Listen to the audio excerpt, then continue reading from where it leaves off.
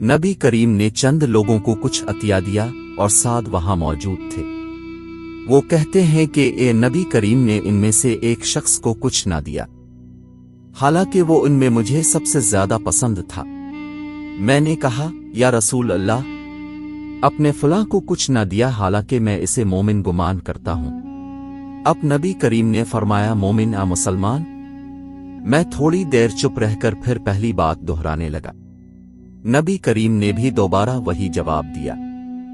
फिर अब नबी करीम ने फरमाया कि ए साद, बावजूद ये कि एक शख्स मुझे ज्यादा अजीज है, फिर भी मैं इसे नजरअंदाज करके किसी और दूसरे को इस खौफ की वजह से ये माल दे देता हूं कि वो अपनी कमजोरी की वजह से इस्लाम से फिर जाए और अल्लाह इसे आग में ऊंधा डाल दे।